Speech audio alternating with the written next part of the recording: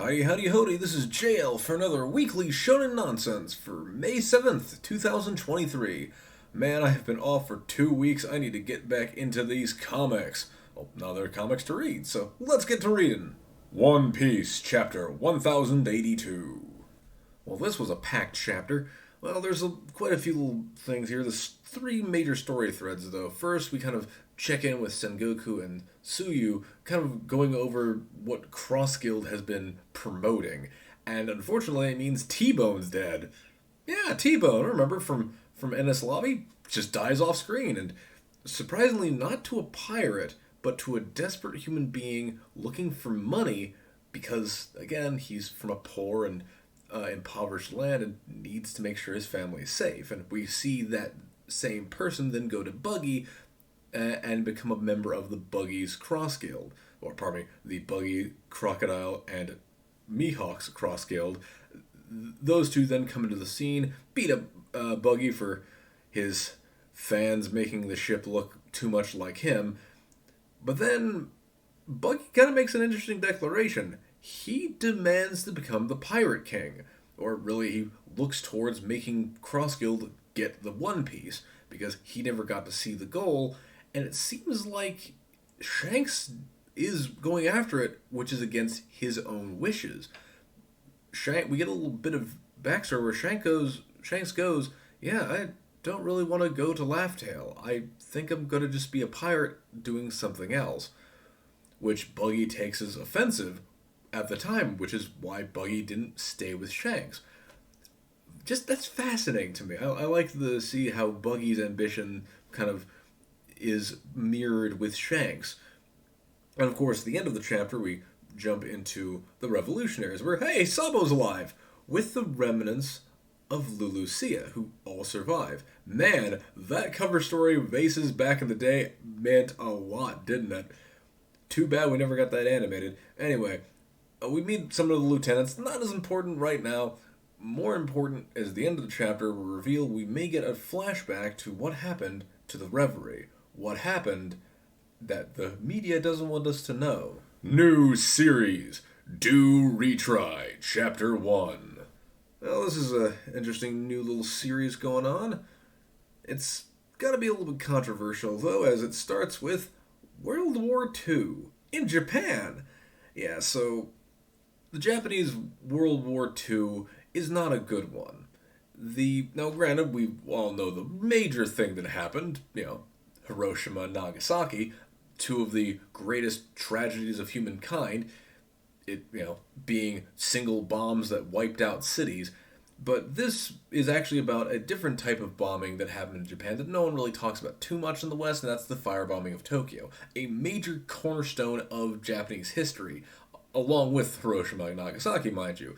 The Americans, they were attacked, and, they had a right to retaliate, but this was excessive. Now, granted, most of Americans' bombings were excessive. Dresden does not exist the way it was back before the war, mind you, so Tokyo doesn't either. With Tokyo having a bunch of wooden houses didn't help the entire situation. But this story really isn't about that, but rather kind of around that, as we really follow the young boy who's the son of a boxing champion named Ogami. And he's, a weak kid. His sister's stronger than him before the firebombing. Afterwards, their parents are dead, or at least the mother is dead. The father is AWOL, probably out there KIA in the Pacific Conference here. But of course, the boy is trying to survive with his sister, who unfortunately has tuberculosis. And that is a death sentence for anyone who's poor. Because, of course, if you have money, you might be able to survive, but the doctors need to eat too, and they're stuck out there in the post-war, not being able to survive themselves. So, feel bad for everybody, but don't feel bad for the Emperor. He deserved to die, but he didn't. The real criminals never get hung. Anyway, the point is he's a youthful young lad, but he sucks still, even after the firebombing, and he gets his stuff stolen by the Mafia. So he goes and fights the Mafia, and they're surprised that he just keeps standing back up even though he keeps getting beaten down every single time. And of course, he lands one good punch on the big mafioso, and the actual mafioso, a woman comes in and goes, "Hey, you're really good at boxing. Guess what we're going to do now?" And of course, he gets the money for his sister's treatment, and the chapter ends. So, good start. The art's great. And surprising, this is from the guy who did Bone Collection back in the day. And I read Bone Collection, and it was bad. But again, it was supposed to be a goofy, lighthearted series that didn't kind of hit its mark. So this is an interesting comeback. A World War II post-war era style of comic about boxing is a fascinating little read, and I'm looking forward to seeing where it goes from here. Kill Blue, Chapter 3. Alright guys, tell me you haven't heard this one. Rich Girl Hates Men. So we get introduced to Noren, the daughter of the president of the pharmaceutical company responsible for the wasp who stabbed Nogami and made him a child. This thread is long and complicated. Anyway, point is, she doesn't like men for a good reason. We learn through, her ramen. She doesn't like men, but she does like ramen. Either way, she gets to explain her backstory because Nogami found her working a ramen shop where she actually is working with her uncle because she doesn't really like the rich life at all. She wants to, pursue her own life regardless of the taint of her family's influence. And of course, that doesn't really help when she gets nabbed by randos on the street. So of course, Ogami is going to go after her and save her because that's what he's going to do in order to get that inroad so he can become an old man again. Makes sense. Tenmaku Cinema, Chapter 4. Maybe I'm nuts, but I don't think you have to make a storyboard after making a script. Anyway, we get into the actual movie-making business by the first actual step, which is scouting for locations. Because, if you're going to film a movie, you might need an actual place to film. And, being students, I don't think you're really going to have the wherewithal to buy a studio and make After Effects to fill in those gaps, so filming in real life is important. So we scout out the normal areas of the big metropolitan areas and find out, scouting this is gonna be hard because you have to get leases and it's always crowded, so you're gonna have to get a bunch of waivers to have their faces or do the gorilla thing, but that isn't gonna work. But of course, we see some rewrites being done, because a spark of inspiration happens to Tenmaku. And of course, we still need to scout more areas, like beach locations, which leads to the end of the chapter where everybody else, besides the girl, wants to go to the beach. And, now we have a beach date. Or, a scouting date. But it's still a date. Fabricant 100, Chapter 20. Talk about a swerve. So, we finish the training arc and we go farming because, you can't go pick somebody else's crops without talking to them first, you jerks. So Ashibi and number 100 unfortunately get, co-opted into doing tilling because, they steal food. But we unfortunately see that the results of that aren't very good because they do the tilling. The farmer's, appreciative, says his goodbyes, and then immediately dies because number 1 comes just storming in, steals the man's feet, and then philosophizes about what murdering somebody feels like. Sort of going into the idea that, it's okay to murder, or, you feel nothing when you murder something that you don't consider the same as you. So, we see Ashibi then go, "Oh, cool, I won't feel anything when I kill you." End of the chapter. Dark, very dark, bleak. That page turn was insane. I was like, this is just a nice shot of the field, and oh my god, he's been cut in half. So, man, that farmer character, he was going to tell us a big life story. I'm going to miss him. His kid's still around, and his wife, I think. It'd be kind of terrible to kill them off screen, but I don't think they're going to do that. Either way, when is his wiki feet going to show up? Cypher Academy, Chapter 22. Damn, what an annoying fake out. So anyway, so apparently you can break dance without a cardboard box. That's got to be uncomfortable. Any which way. Apparently, as soon as the last chapter ended, between then and now, The boy goddamn tried to quit. He's like, I'm gonna expel myself. I'm gonna quit the academy. I'm gonna resign because I won that contest. I didn't win by vote, so thus I'm going to leave. And I'm like, cool. End of the series, right? No, no, no, no. The four opponents he had are like, yeah, voting's for losers. You won the card game that no one really asked for. You get to be the class leader. Come on, it's cool.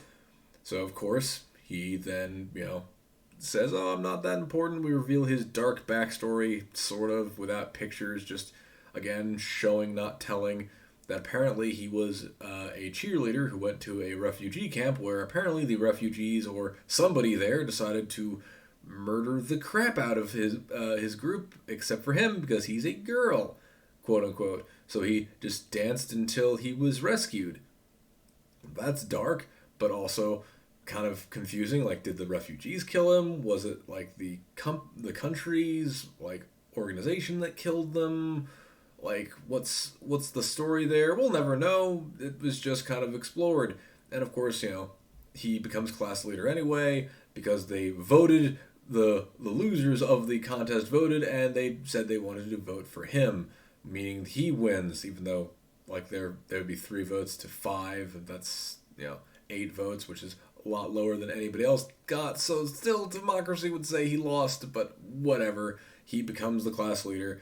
I thought the series would end, but no, we get introduced to all the other class leaders of the other classes, from B to F, and they all are weird, unique people. And I worry because that means there's at least, I don't know, a class full of 20 people. 20 times 6, it means there's about, oh, I don't know, 120 students. Oh, dear God. Oh, dear God in heaven. The Ichinose Family's Deadly Sins, Chapter 23. Oh boy, what a chapter. So we start out with a bit of a flashback, forward, sideways, something, memory of going to the planetarium with the family, and it was a nice memory. Even though he didn't get to play soccer, Tsubasa at least got to hang out with the family. But then crashing reality comes in where, oh yeah, your grandpa has Alzheimer's and your grandma's really upset with you for trying to break the dream that they're in and keeping grandpa from finally, seeing what he is now and, remembering that he's forgetful. So, a bit evil of grandma, though understandable. She doesn't want to lose what she has left of her husband, to reality, but them's the breaks, I guess. Because, of course, we have a conversation between Tsubasa and Tsubasa, who apparently is communicating with his inner self, who apparently knew about the entire event, knew that his grandfather was slowly going insane because he couldn't escape it. The signs were everywhere. Literally, he wrote it on the walls. So we then sort of transition to going back to the planetarium, trying to open up another memory, enjoying the family together. And Tsubasa's like, I just want everyone to be happy. I want everyone to enjoy themselves like I'm enjoying myself. And he comes to an inner peace, knowing that he'll be asleep forever. Good night, Tsubasa.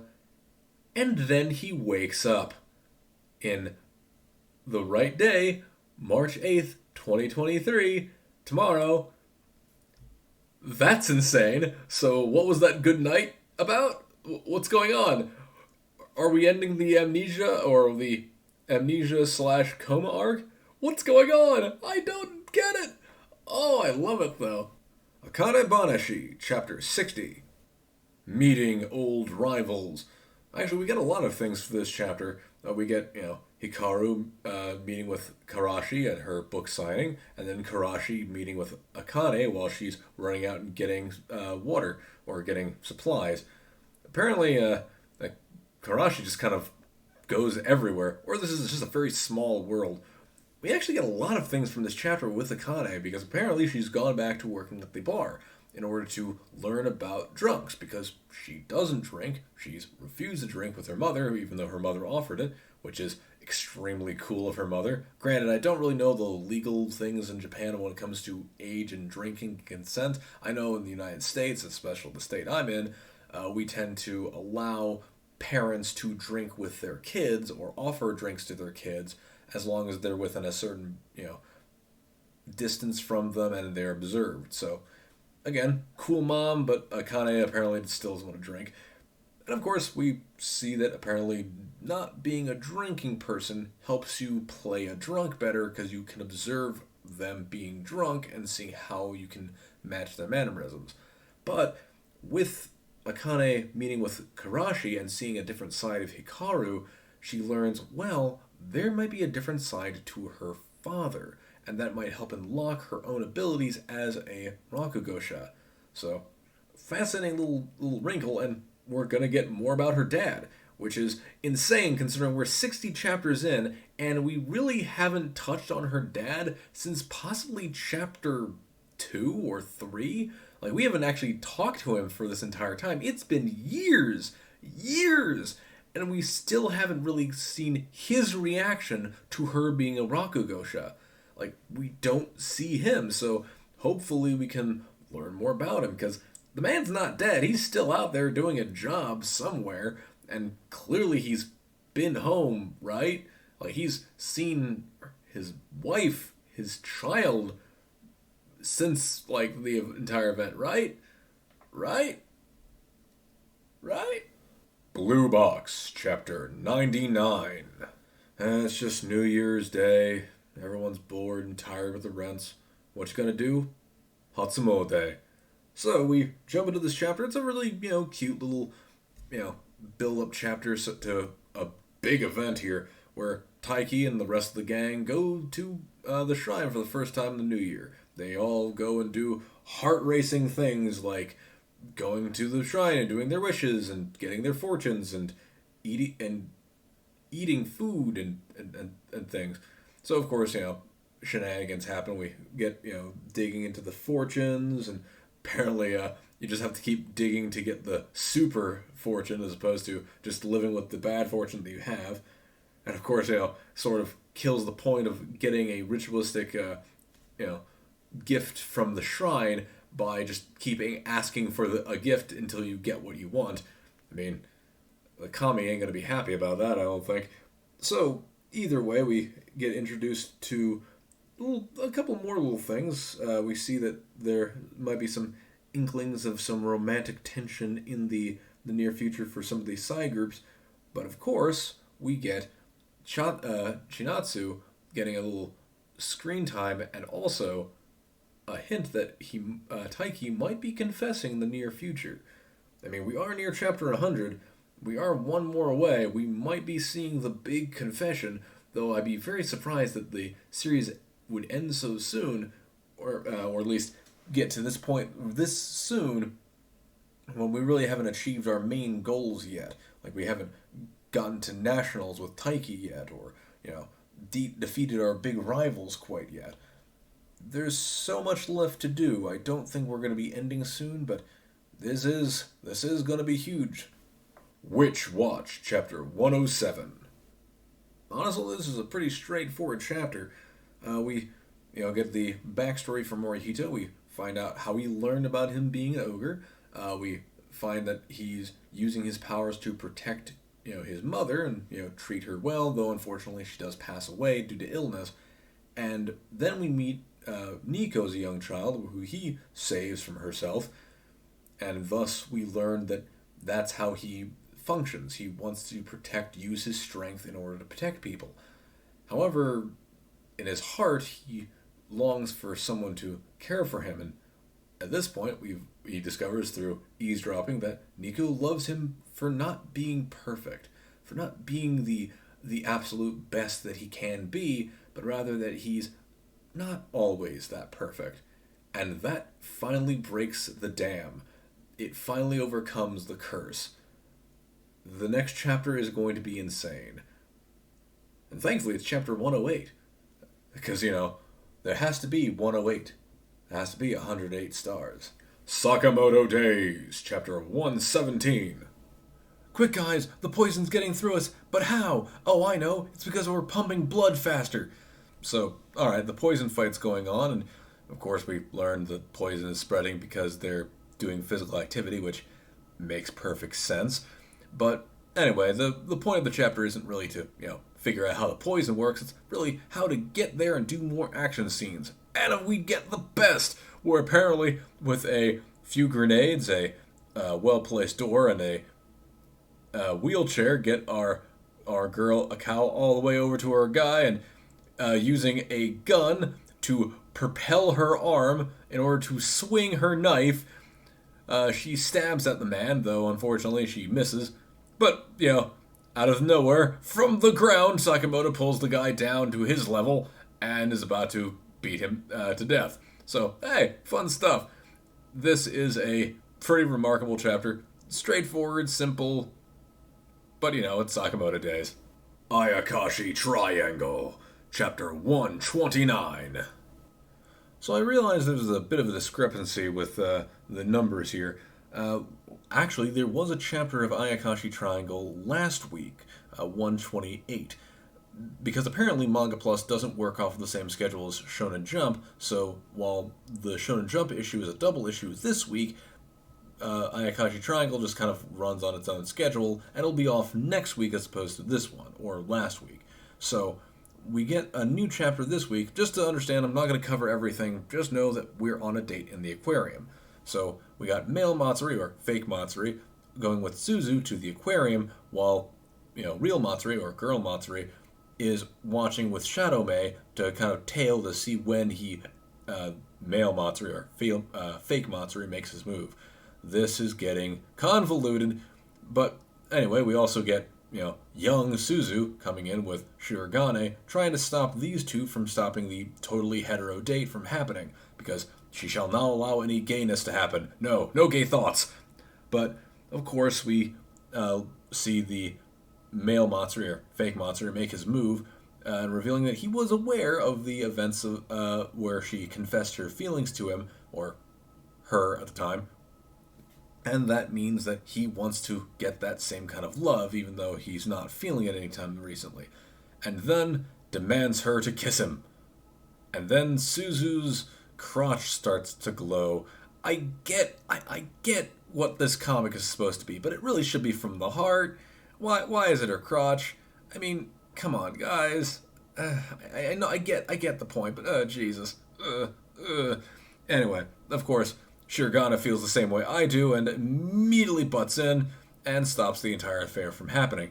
But this also opens the door for real Matsuri, that apparently male Matsuri may be his maleness stolen from him, and if male Matsuri is killed, or fake Matsuri is destroyed, the male part of him may be lost forever.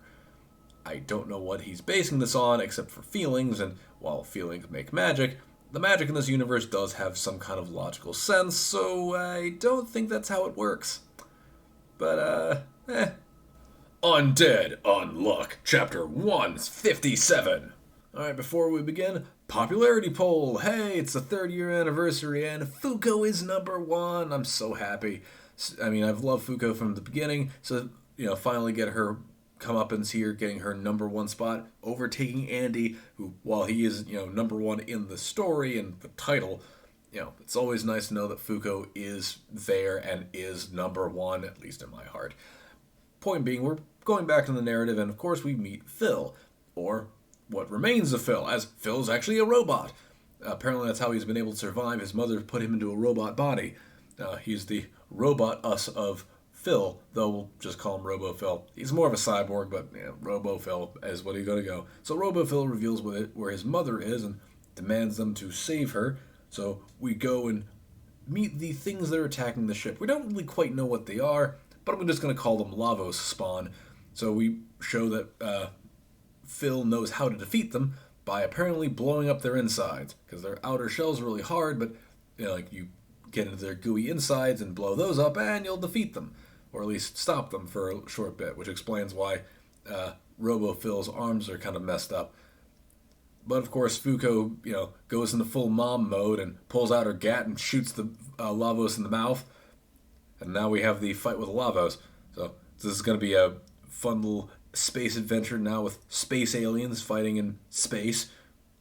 Though we actually had a little moment near the middle there where Phil goes to Fuko and shows her cat's cradle. But I have to ask, Where's the cat? Where's the cradle? So it goes. My Hero Academia, Chapter 387. Alright, who here likes the Todorokis? Because this is a Todoroki chapter. Not a Shoto chapter, a Todoroki chapter. Because it's the entire family. Well, sans the other kids, just mostly the parents. So apparently, yet again, we see Endeavor and Dobby clashing, though, of course, Endeavor and Dobby are linked together because of Endeavor's terrible decision making. And of course, we find that apparently Dobby does have a bit of his mother's ice quirk just in his body, which is apparently helping develop and create the bomb that he's becoming, that he's going to explode into. And of course, Endeavor's like, oh, I'm going to sacrifice myself because I'm the one who did this to you, and we are both tragic, and I'm going to take you up in the skies and keep you from killing everyone. We'll just die together. And then, of course, Mom shows up, and Mom is there to help cool down the situation. We do get a little bit at the beginning of this chapter where apparently Mr. Compress, who's still alive, actually, I'm actually happy about that. Mr. Compress is still there, and still in jail somehow. Speaking with Gatton, who is also in jail, about the whole family that he comes from, because apparently he's a distant cousin. Because of course he is. He does ice too. Makes sense. They should be related. But, we reveal the family is sort of in recession, but apparently blood runs thick, and of course their family are still important, and thus Mother shows up being powerful to save the day. Cool. Just hoping this whole thing ends soon, because the Todorokis are not what I come for My Hero Academia for. I come for Deku and Bakugo and Uraraka. And that'll do it for this week. So, covered quite a bit of chapters, and we're going to get more chapters next week. No break for anything, honestly, except for Ayakashi Triangle. I do realize I cover a few of the Manga Plus stories here. I know it's not Shonen Jump specifically, thus Shang-Chi X is actually part of that. I just realized that now, but regardless, I'll still cover that. I'm not going to cover every series from Manga Plus that shows up here. God knows there's a lot of them, but I tend to follow my own little schedule here with this, and I'll talk about those some other time, not right now. But anyway, moving forward, see you guys next week for probably a shorter little Mother's Day edition. But, hope you have fun. Like, favorite, comment, subscribe. Have a mom. Hug your mom on Mother's Day. Bye!